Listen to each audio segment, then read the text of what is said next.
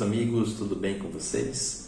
Sou o professor Luiz Rafael e hoje nós vamos trabalhar com vocês a parte aqui de direito penal, especificamente a lei penal no tempo, a lei penal no tempo, tudo bem? Então, rapidamente, de maneira assim de questão de 30 minutos, no máximo, entre 25 e 30 minutos, nós vamos debater rapidinho com o intuito de colaborar com vocês aí com os seus estudos, perfeito? Então vamos lá. Quando nós falamos aí do estudo da aplicação da lei penal, nós temos duas situações. Nós podemos analisar a lei penal, a sua aplicação em relação à lei penal no tempo e a lei penal no espaço, ok? A lei penal no espaço faz referência à sua aplicação no meio geográfico, se eu posso aplicar no território nacional, princípio da territorialidade, princípio da extraterritorialidade. Isso nós estaremos estudando em outro vídeo. Mas o que interessa para a gente aqui é justamente a aplicação da lei penal no tempo, ok?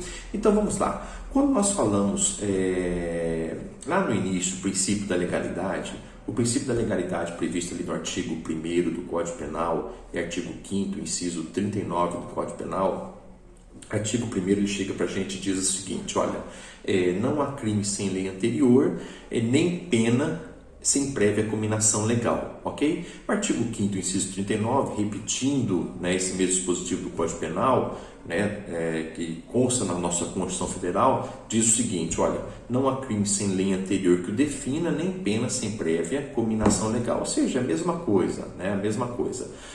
Qual que é a função desse dispositivo? Olha, a função desse dispositivo, ele vem trazer para a gente o princípio da legalidade. Mas como assim? Olha, quero dizer que para a existência de uma conduta criminosa, para que haja uma conduta criminosa, eu preciso que essa conduta esteja descrita em lei. Mas como assim descrita em lei? Olha, não é qualquer legislação. O Estado não pode sair criando uma conduta criminosa por qualquer ato normativo. Não, negativo. Pela estrutura do nosso Estado de Direito, nosso Estado de Direito, eu só posso criar um determinado crime se passar por um processo legislativo normal, um processo legislativo observando as disposições constitucionais, as disposições contidas na Constituição Federal, um processo legislativo ordinário, onde esse projeto de lei será discutido em ambas as casas do Congresso Nacional, Câmara dos Deputados, Senado Federal, e posteriormente, devidamente aprovada em ambas as casas do Congresso Nacional, será encaminhada ao Presidente da República e depois sancionada, se não for o caso de veto, será sancionada pelo Presidente da República, promulgada e publicada. A partir da publicação, sendo publicada, se não entrar em vigência na data da sua publicação, será observado o período de vacatio legis. Observado o período de vacatio legis, ou então entrando em vigor na data da sua publicação, essa lei estará em vigor, ou seja, ela estará em atividade, ela estará surtindo seus efeitos perante no Estado brasileiro, onde será aplicada a todos aqueles que de alguma forma estão no território nacional. Então, quando eu falo em lei penal no tempo, ou seja, ela está vigente, ela está em atividade a partir da sua publicação. Por quê? Porque isso é decorrente do princípio da legalidade. A lei está em vigência a partir da sua publicação, quando ela nasce. Quando ela nasce, ela está surtindo seus efeitos, passado o período de vacatio legis, ou na data da sua publicação, assim que tiver dispositivo explícito no seu corpo, no texto da lei, para entrada em vigor na data da sua publicação, ela estará em vigência. Por isso, as disposições contidas lá no artigo 1º do Código Penal e no artigo 5º, inciso 39 da Constituição Federal, observando aí o princípio da legalidade. Mas por que isso? Olha, isso é decorrência de uma garantia para o próprio cidadão e para o próprio Estado. É uma garantia para o cidadão, de modo que o cidadão estará protegido de uma atuação enérgica do Estado, de uma atuação contrária do Estado, que estará criando uma legislação gravosa ao cidadão para punir sobre um fato específico, e não é este o caso, não é essa a circunstância. Para que possa ser punido o cidadão, tem que ter uma lei anterior, uma lei que passou por um processo legislativo ordinário. Esta é a situação, perfeito? Outra questão, né, proíbe o Estado, quando eu tenho o princípio da legalidade que não tem, para que se tenha uma conduta criminosa, eu preciso de uma lei anterior, proíbe o Estado de criar uma lei ad hoc para situações específicas. Não é esse o caso, né? Olha aqui na tela, o professor César Bittencourt, ele coloca assim, né, no seu manual de tratado, né, de direito penal, ele coloca dessa forma: a lei aplicável à repressão da prática do crime é a lei vigente ao tempo da sua execução. Essa é a garantia do cidadão, além da segurança jurídica, garante-se-lhe que não será surpreendido por leis ad hoc, criminalizando condutas, inclusive a posteriori, que até então não eram tipificadas como crime. Né? Aí eu vou invocar aqui tempus rest actum, né, que é um famoso brocardo latino que fala, que tem literalmente a sua definição, a sua tradução, o tempo rege o ato, no sentido de que os atos jurídicos que regem são regidos pela lei da época em que aconteceram os fatos. Então, o que eu quero dizer com isso? Olha, a partir da publicação da lei, quando ela é publicada, passado o período de vacatio legis, ela está em atividade. E ela estando em atividade, neste momento, ela estará sendo aplicada. Ela é penalmente aplicada para o cidadão que de alguma forma praticou aquela conduta, e sobre aquela conduta recai uma respectiva punição. Perfeito? Então, olha só. Só que eu tenho algumas situações relacionadas aí ao direito penal. Porque quando eu falo que ela está em atividade, perfeito. Consequência do princípio da legalidade, eu tenho lá o princípio da anterioridade da lei penal. Só posso aplicar a lei penal. A lei penal tem que ser anterior ao fato, evidente, o princípio da anterioridade. Não posso aplicar a lei penal a fatos passados, salvo para retroação dos seus efeitos, né? Retroação para benefício, né, do réu, vamos dizer assim, para beneficiar o réu, né? Porque ela aplica daqui para frente. Então, a regra pela Constituição Federal o princípio da irretroatividade da lei penal. Só que quando eu estou falando da atividade, a regra pela atividade da lei penal, ela é aplicada aos fatos na sua vigência. Mas pode acontecer que a lei penal seja aplicada em alguns momentos que ela não esteja mais em atividade, ou porque ela foi revogada, né? Ou porque ela foi revogada por uma norma que criou um dispositivo que majorou uma pena, que tornou mais agressiva ao réu, ou porque, na verdade, surgiu uma lei nova, uma lei penal nova, que é mais benéfica ao réu, ou porque excluiu aquela conduta criminosa, né, ao fato praticado antes da sua vigência. Quando isso acontece, estaremos aí diante de uma extra-atividade da lei penal. E diante da extra-atividade da lei penal, eu tenho duas espécies, olhem na tela, né? Eu tenho a retroatividade da lei penal, que ocorrerá a retroatividade da lei penal mais benéfica, e a ultraatividade, né, que seria a aplicação da lei penal após a sua revogação, mas a fato ocorrido durante a sua vigência, né? Então vamos lá, vou dar dois exemplos para você em questão da retroatividade e da ultraatividade. Olha só, retroatividade da lei penal. Vamos supor aqui que o réu ele esteja respondendo por uma conduta criminosa que preveja uma pena, que tem uma pena de 2 a 4 anos, ok? 2 a 4 anos. Vem uma lei nova, né, e diminuiu a pena, né, a mesma conduta e diminuiu a pena, previu uma pena de 1 a 4 anos, previu uma pena de 1 a 4 anos, ok? 1 a 4 anos. Olha só, essa lei nova, que previu uma pena agora de 1 a 4 anos, ela é mais benéfica ao réu. Só que o fato foi praticado, né, anteriormente, na vigência da lei mais severa. Ela não estava vigente ainda. Mas olha só, neste caso, mesmo que ela não estivesse em atividade no momento do fato, ela será retroativa, né? Ela se retroagirá para beneficiar o réu. Perfeito? Então vamos lá. Outra situação.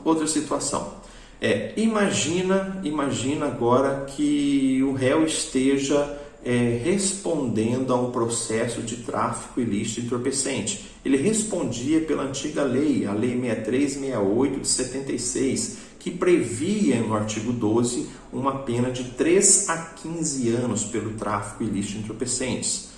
Veio a Lei 11.343 de 2006 e previu a pena, majorou a pena para 5 a 15 anos, ok? Essa lei, ou seja, revogou a Lei 6368 e agora previu uma pena de 5 a 15 anos.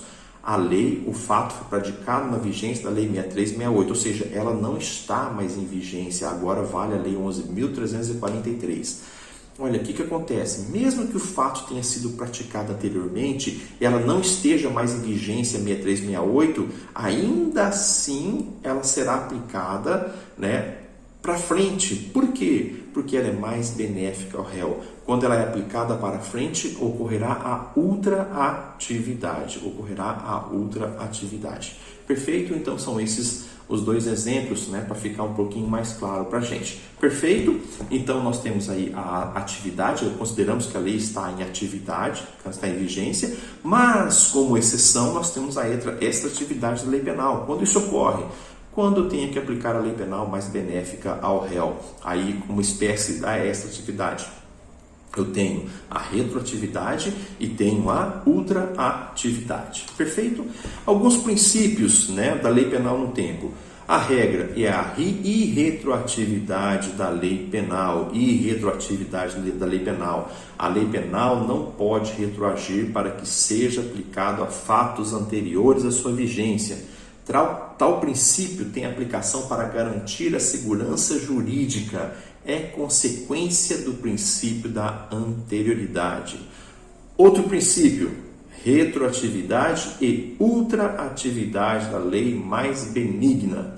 A lei anterior, quando for mais favorável, terá ultraatividade e prevalecerá, mesmo ao tempo de vigência da lei nova, apesar de já estar revogada.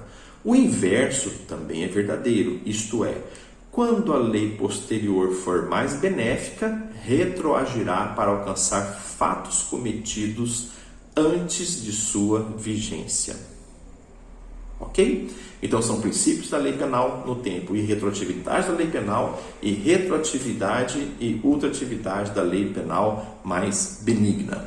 Vamos lá. Pode acontecer que nós tenhamos aí alguns conflitos de leis no tempo. Mas como assim conflitos de leis no tempo? Né? Pode acontecer que eu tenha uma lei em vigência, acontecer um fato em determinada lei, vem uma lei posterior que seja mais grave ou mais benéfica, ou que revogue uma lei anterior, acontecendo a polícia de crimes, e há necessidade de analisar qual lei deve ser aplicada, se há revogação, se retroage ou não retroage, ou se é retroativa ou se é ultraativa. Então tem que se analisar essas situações, né? Então praticamente nós temos duas situações específicas. Nós temos uma situação em que a lei posterior ela é mais grave, porque a lei posterior ela é nova e agrava a lei anterior, ou porque surge uma lei posterior criando uma norma incriminadora, ok? Ou porque eu tenho agora uma lei mais benéfica, ou porque a lei anterior era mais grave, veio uma lei posterior e tornou menos agressiva ao réu, alterou a legislação anterior, ou porque a lei posterior aboliu aquela conduta criminosa, ocorrendo abolitio criminis. Perfeito? Então nós temos aí, né, como consequência disso, nós temos 4 situações. Nós temos aí a lei nova mais severa, nós temos a lei nova incriminadora, nós temos o abolitio criminis e nós temos a lei nova mais benéfica, né? Olha aí no quadro, né? Conflito de leis no tempo, a lei penal poderá sofrer alteração sem que tenham sido esgotadas as consequências jurídicas da infração, surgindo um conflito de leis penais no tempo. Temos as seguintes situações de conflito: lei nova mais severa, lei nova incriminadora, abolitio criminis e lei nova mais benéfica. Mas antes é importante, né, antes de tratarmos desse assunto, nós temos que olhar também para o artigo 2º, né, do Código Penal. Mas como assim, professor, olhar para o artigo 2º do Código Penal? Chegamos já falando do artigo 1º, o princípio da legalidade, que dá origem, né, que é um princípio primordial para entendermos aí o direito penal, e analisar também o artigo 2º, porque o artigo 2º ele já deixa claro a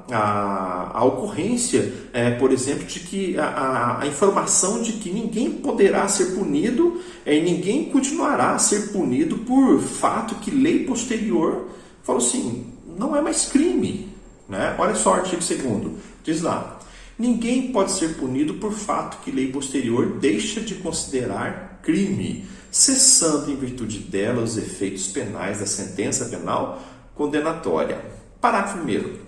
A lei posterior, que de qualquer modo favorecer o agente, aplica-se aos fatos anteriores, ainda que decididos por sentença condenatória transitada em julgado, né? Eu vou trazer para vocês aqui essa informação. Olha, ninguém pode ser punido por fato que lei posterior deixe de considerar crime, né? Aqui eu estou trazendo para vocês, né, uma informação do abolitio criminis, né? Nós vamos dizer daqui a pouquinho, né? Vamos comentar com vocês daqui a pouquinho. E o parágrafo único, estou trabalhando com vocês aqui, uma lei posterior que favoreceu o agente deve ser aplicada imediatamente, mesmo que haja o trânsito em julgado da sentença penal condenatória, né? Vamos comentar um pouquinho para frente, ok? Então segue lá. A primeira situação, né?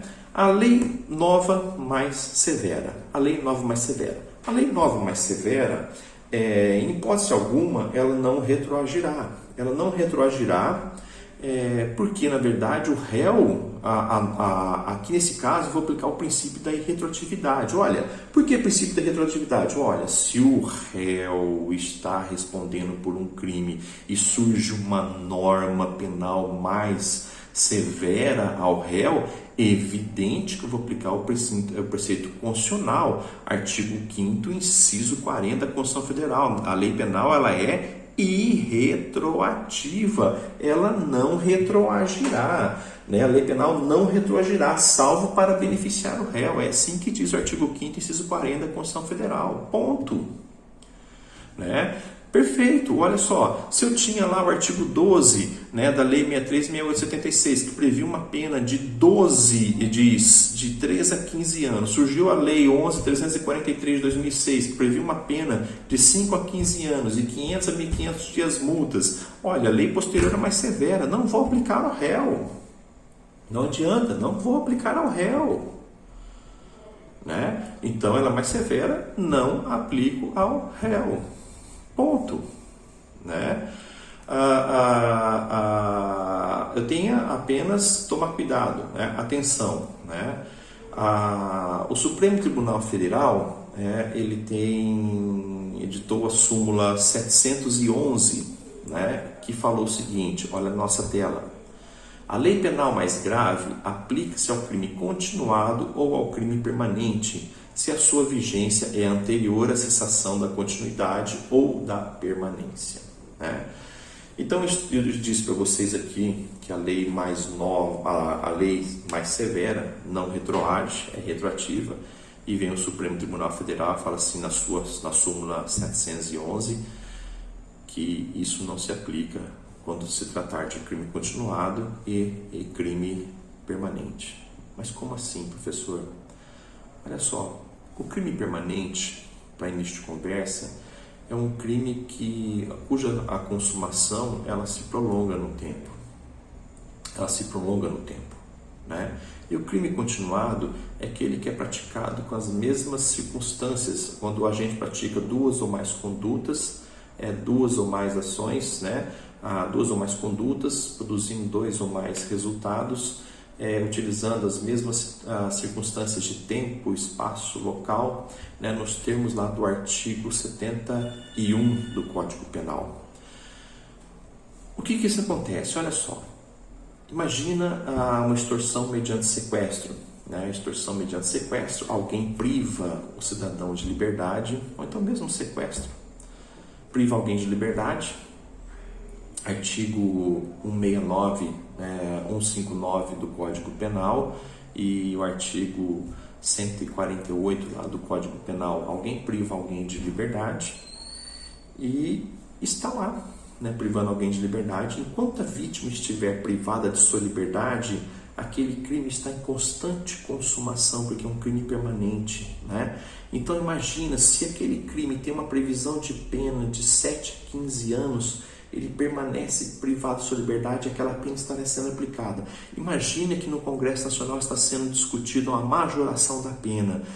O Congresso aprova, manda o Presidente da República sanciona, promulga e publica, entra em vigor na data da sua publicação, e no dia seguinte, já vigendo a lei, a polícia descobre o cativeiro, liberta o réu e prende os sequestradores. Olha só, a lei já estava em vigor, prevendo uma pena maior, agora de 20 a 30 anos. Mesmo que seja uma lei mais severa ao réu, neste caso, mesmo que o fato tenha início anteriormente, mas a consumação ela inicia, ela se protrai, ela se prolonga no tempo, ela continuou, e ainda assim, quando surgiu uma lei nova, o crime já estava continuou se consumando, continuou a sua consumação. Nesta forma, a súmula 711 fala assim: olha, no crime permanente não se aplica essa situação que não retroagirá, aplica-se a lei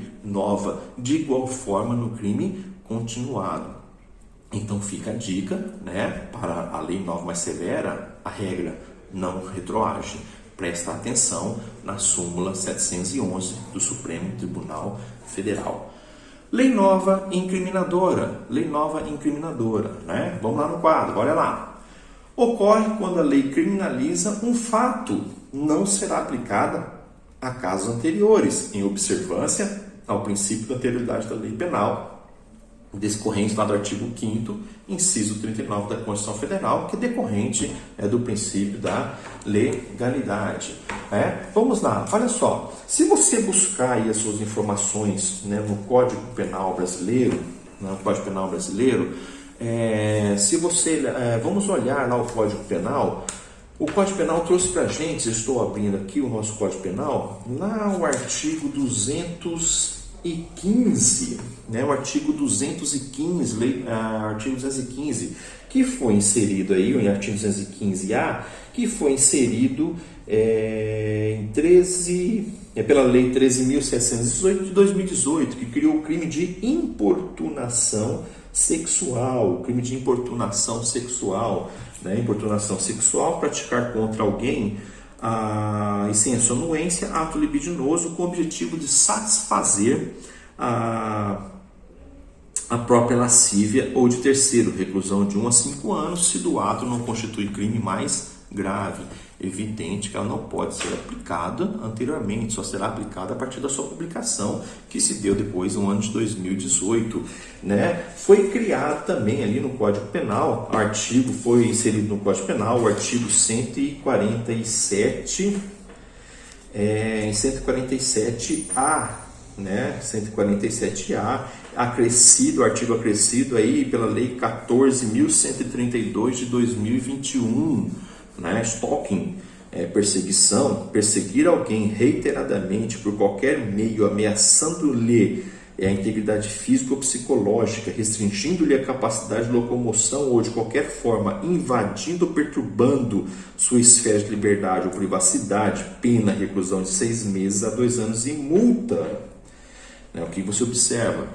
né, será aplicada a pena, mas a partir de quando? A partir da sua vigência. Aí os fatos anteriores, não, a partir da sua vigência. Lei nova incriminadora. São dois exemplos, né, artigo 147A, artigo 215A do Código Penal brasileiro. Ok? Vamos lá. Lei nova mais benéfica.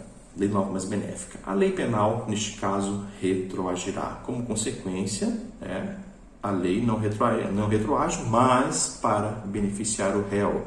Né? Exemplo, a lei 6368 de 76, que é a lei de drogas, previa uma pena para o usuário de drogas. Veio a lei 11.343 de 2006, e não previu mais uma pena para o usuário de drogas. Aquele que fosse detido, né, como usuário, agora, né, seria instalado um processo, mas ele seria apenas, a punição seria apenas uma admoestação verbal. Né, a admoestação, entre a admoestação e a pena privativa de liberdade, essa pena última ela é mais benéfica ao réu, evidente, né? Súmula 611 do Supremo Tribunal Federal, atenção, fala o seguinte: transitada em julgada a sentença condenatória, compete ao juiz das execuções a aplicação da lei mais benigna, né? Então a competência aí vai para o juízo da execução penal. E por fim, o artigo 2º, né, do Código Penal, que nós já lemos ali para trás, ele vai falar para a gente da abolitio criminis. Né? Olha lá na tela, fala o seguinte: o artigo 2º do Código Penal explicita que ninguém será punido por fato que lei posterior deixa de considerar crime, cessando em virtude dela a execução e os efeitos penais de sentença condenatória. Professor Salim, 2018, página 120. A lei nova deixa de considerar o fato como criminoso, ocorrendo a descriminalização. O que eu chamo a atenção de vocês aí na abolitio criminis, que eu tenho uma conduta criminosa, existe, o cidadão respondeu o processo, ele foi punido por isso, né? Vem uma lei nova e simplesmente não é mais crime. Aquela conduta deixou de ser criminosa. Um exemplo clássico, né, existente nos livros de direito penal é o crime de adultério, né? Artigo 240, que em 2005 foi revogado, não é mais crime. Então, dessa forma, deixou de ser crime, acabou, não se fala mais nisso. O Código Penal traz aqui também, a partir do artigo 217, né? O crime de sedução foi revogado em 2005. Esses crimes em 2005 deixaram de existir. Então, se alguém respondia por aquele crime, evidente, não responde mais. Acabou. Chamo a atenção de vocês pelo seguinte: olha só, a abolitio criminis, ela cessa os efeitos penais. Mas não cessa os efeitos extrapenais. Como assim, professor? Exemplo: se o sujeito, em virtude daquela conduta, estiver respondendo por uma ação civil de danos morais, né, decorrente da sua conduta, essa responsabilidade civil ainda continua. Pode cessar os efeitos penais, a condenação, o trânsito em julgado, a reincidência, efeito penal. Mas na esfera civil continua, a reparação dos danos ainda assim terá que ser feita. Tudo bem? Então prestem atenção nisso. Vamos lá. Feito isso, gente, nós comentamos aí os princípios, né? Esse conflito de leis que poderiam ocorrer, né, com leis penais no tempo, né? A lei penal mais severa, a lei penal incriminadora, a lei penal mais benéfica e o abolitio criminis, ok? Então, diante disso, agora eu vou falar para vocês, né, da lei penal excepcional e temporária e depois a lei penal no tempo. Vamos lá. Lei penal excepcional e lei penal temporária. O artigo 3º fala o seguinte: olha, A lei excepcional ou temporária, olha na tela comigo, a lei excepcional ou temporária, embora decorrido o período de sua duração ou cessadas as circunstâncias que a determinaram, aplica-se ao fato praticado durante a sua vigência. Lei excepcional. A lei excepcional, gente, a lei excepcional e temporária é aquela que é criada para o momento de anormalidade. Ponto. Se é uma questão normal, é um processo legislativo ordinário normal, ela entra em vigor, atividade normal, tranquilo. A lei excepcional e temporária é criada para um momento específico, perfeito, específico, né? Tanto é que a exposição dos motivos, a exposição, artigo 3º, desculpa, ele coloca assim, a lei excepcional temporária, embora decorrido o período de sua duração ou cessada as circunstâncias que a determinar, aplica-se ao fato praticado durante a sua vigência. Excepcional, eu quero dizer, olha, eu tenho uma lei excepcional que ela é criada durante um período de excepcionalidade, durante um período de emergência, né? Exemplo, nós estamos num período de pandemia, então uma lei excepcional que vem a regir umas regras penais durante o período de pandemia. Lei temporária, que é criada por um período específico de tempo. Exemplo, uma questão de... precisava tratar uma questão de lei de Copa, né? As condutas referentes à Copa do Mundo. Então, né, no período que foi para trás, que veio aqui no Brasil, que infelizmente não ganhamos nada, né? Mas tratou aquele período, ponto, né? Então, são questões excepcionais. O que diferencia a lei excepcional e a lei temporária? Olha só, a lei excepcional, olha lá com a gente, é aquela que possui vigência durante uma situação transitória emergencial, caso em que de calamidade pública, tempestades, guerra, etc. Não é fixado o prazo de vigência, cessando quando a situação deixar de existir. Lei temporária é aquela elaborada para incidir em um determinado período de tempo. Neste caso, tem a fixação de um prazo de vigência. Volta lá. Lei excepcional. Ela é publicada, ela nasce. Enquanto permanecer a situação de emergência, a situação transitória, ela permanece. Desaparecer a situação transitória, ela desaparece. Enquanto permanecer a situação de pandemia, por exemplo, ela está em vigência. Cessada a pandemia, ela desaparece. Lei temporária, ela nasce e tem um tempo para morrer. Ela nasce e tem um tempo para morrer. Tudo bem? Muito bem. A lei excepcional e temporária, ela tem duas características. Elas são autorrevogáveis e elas são ultraativas. Como eu disse para vocês, excepcional, ela nasce publicada, passada na Caixa Legis ou na data de sua publicação. Enquanto permanecer a emergência, ela está em vigência. Cessada a emergência, cessou a excepcionalidade, cessou a vigência da lei.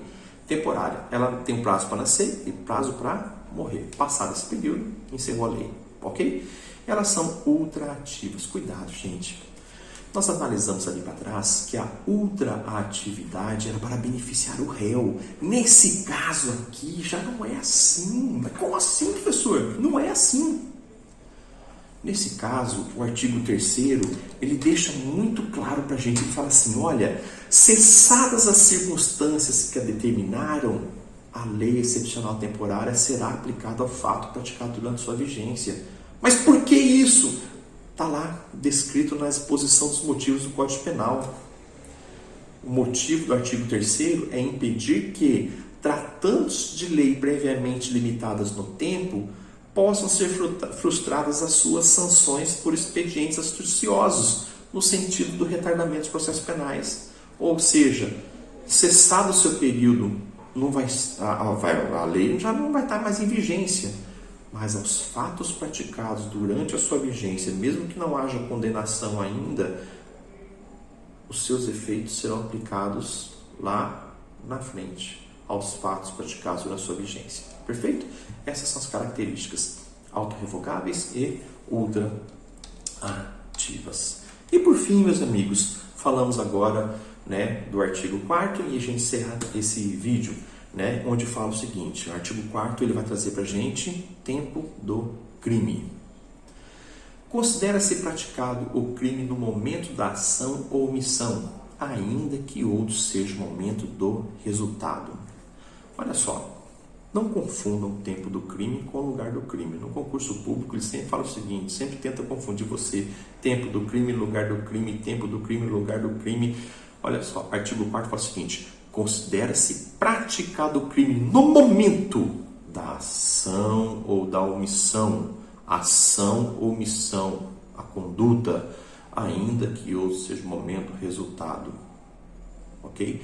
O que interessa para mim é o momento da ação. Não me importa o resultado, mas ação ou omissão.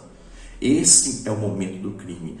Se o sujeito pratica a conduta, a sua ação ou omissão, ele tinha 17 anos, 11 meses, 29 dias, ele dá um tiro no sujeito, ele pratica um crime de homicídio, mas o sujeito, um crime capitulado no artigo 121, mas só vem a se consumar, a morte só ocorreu 30 dias depois, mas a conduta ele tinha 17 anos, e a morte só ocorreu 30 dias depois, quando ele tinha 18 anos.